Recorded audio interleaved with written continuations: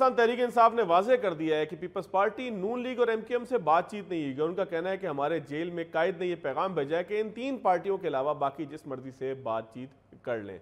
जायजा लेंगे बातचीत के बगैर सियासत कैसे चलेगी। अली अमीन गंडापुर साहब कहते हैं वफाक से हक ना मिला तो छीन लेंगे।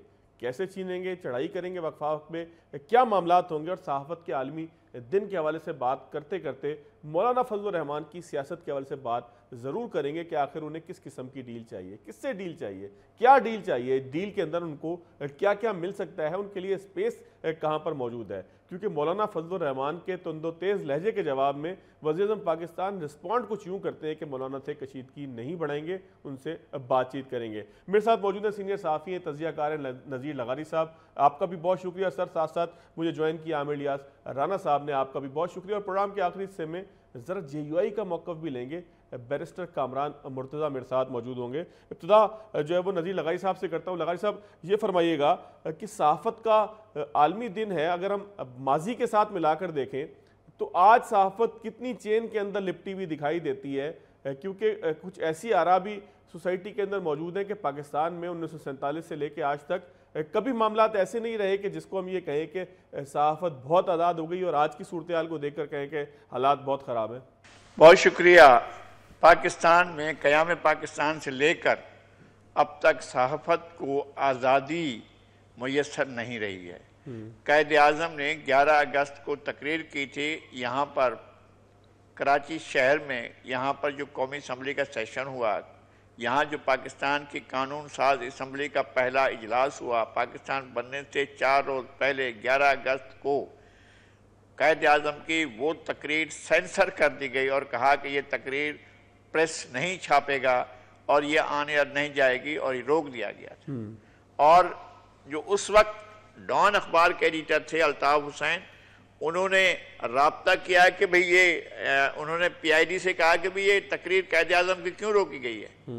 तो उन्हें बताया गया कि जनाब कायद आज़म की तकरीर जो है नज़रिया पाकिस्तान के खिलाफ है। उन्होंने कहा ये तय किसने किया है कि कायद आज़म की तकरीर जो है नज़रिया पाकिस्तान के खिलाफ है। कायद आज़म ने कहा था कि पाकिस्तान एक ऐसी रियासत बनने जा रही है जिसमें शिया नहीं होगा, सुन्नी नहीं होगा, और तमाम लोग बिला इम्तियाज़ मज़हब, फ़िरका, नस्ल एक ही रियासत के बराबर के शहरी के तौर पर ज़िंदा रहेंगे और यहाँ पर ज़िंदगी गुजारेंगे।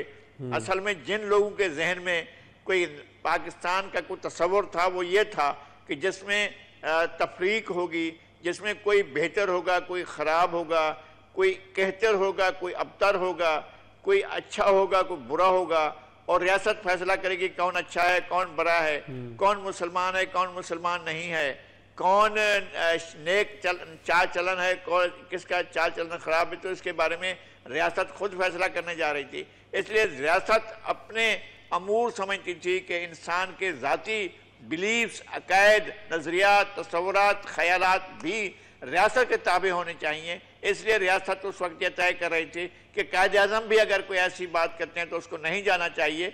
लिहाजा जनाब अल्ताफ हुसैन जो उस वक्त डॉन के एडिटर थे, 11 अगस्त 1947 को उनको ये बताया गया कि ये हुकूमत पाकिस्तान ने कहा पाकिस्तान अभी वजूद में नहीं आया, अभी 3 दिन बाकी हैं, पाकिस्तान नहीं वजूद में आया है। ये कौन सी पाकिस्तान की हुकूमत है जिसने कायद आज़म की तकरीर रोकी है। उन्होंने कहा जी पाकिस्तान के सेक्रेटरी जनरल ने रोकी। उन्होंने कहा कौन है पाकिस्तान का सेक्रेटरी जनरल। उन्होंने कहा कि चौधरी मोहम्मद अली ने कहा है कि ये तकरीर नहीं जाएगी। तो जब कायद आज़म की तकरीर नहीं गई तो आपके आज़ादी इजहार किसके लिए थी? कौन आज़ादी इजहार कौन चाहता था?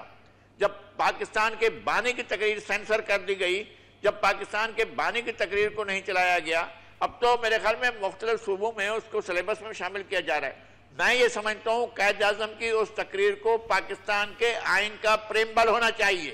अब भी मेरा ये मुतालबा होगा कि पाकिस्तान की तकरीर का जो पाकिस्तान का आइन है उसकी जो पेश लफ्ज हो वो हमारे बाबाए कौम की उस तकरीर को होना चाहिए।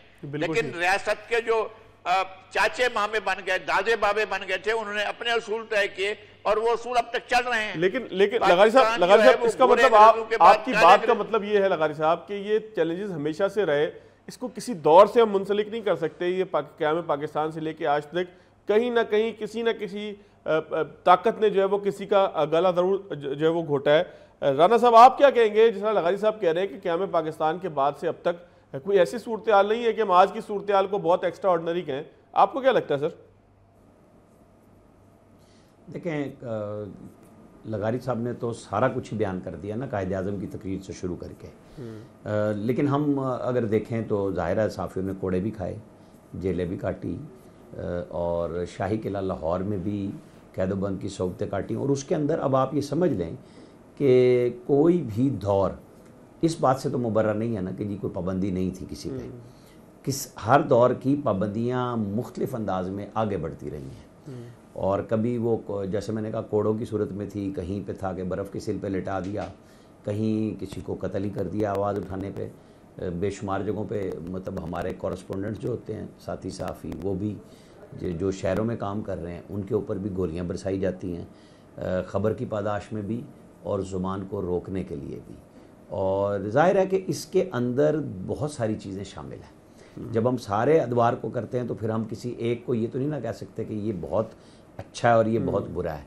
जहाँ जनरल मुशर्रफ को ये कहा जाता है कि रुकावटें आई, वहीं इलेक्ट्रॉनिक मीडिया को भी उन्होंने इजाज़त दी, शायद लोगों को थर्सिस के लिए दी, चले मैं इस तरह भी कह दूँ, लेकिन इजाज़त तो उन्हीं के दौर में आई ना।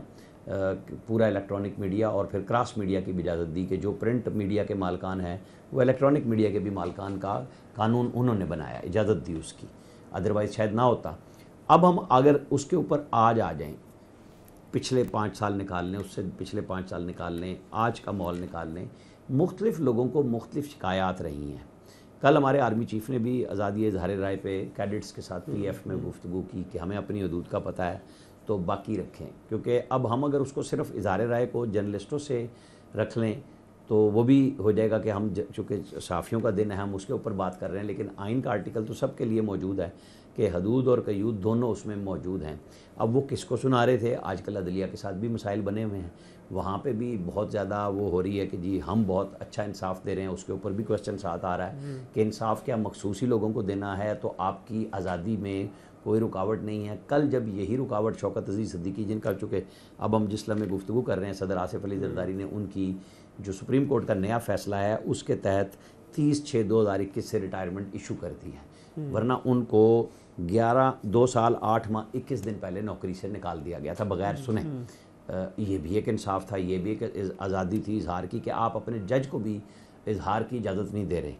तो ये हर तरह से हर पहलू में है। इशू यही है कि कहीं बैठ के कुछ चीज़ों को तय कर लिया जाना चाहिए, ना तो ये होनी चाहिए कि मादर पिदर आज़ादी हो कि आप हर चीज़ को कहें कि जी मेरा ये हक़ है तो आपका हक़ है, तो दूसरे का भी कहीं पे वो हक़ आज़ादी आप कहीं सल्ब तो नहीं करने जा रहे, आप उसकी डोमेन में तो नहीं दाखिल होने जा रहे अपनी आज़ादी के नाम पे।